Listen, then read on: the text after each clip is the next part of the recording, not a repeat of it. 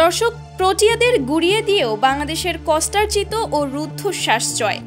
Zimbabwe ও দক্ষিণ আফ্রিকার বিপক্ষে ত্রিদেশীয় ওয়ানডে সিরিজ খেলছে বাংলাদেশ অনূর্ধ্ব-19 দল।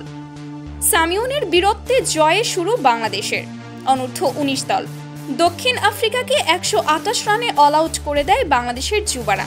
এই সহজ লক্ষ্য তাড়া করতে গিয়ে 9 উইকেট হারিয়ে ফেলে বাংলাদেশ। শেষ পর্যন্ত 28.4 ওভারে 1 উইকেটের জয়ে মাঠ ছাড়ে টাইগার জুনিয়ররা।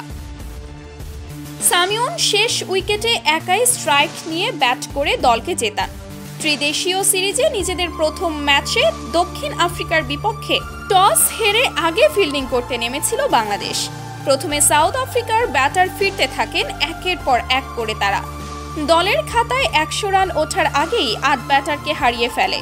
এরপর 128 রানে থামেন সাউথ আফ্রিকা। জবাবে বাংলাদেশ সাউথ আফ্রিকার দেখানো পথেই হাঁটে। 109 রানের মধ্যেই 9 উইকেট হারিয়ে ফেলে যুবারা। জয় থেকে তখনও 20 রান দূরে ছিল বাংলাদেশ। শেষ উইকেটে স্বাধীন ইসলামকে কোনো বলই খেলতে দেননি সামিউন।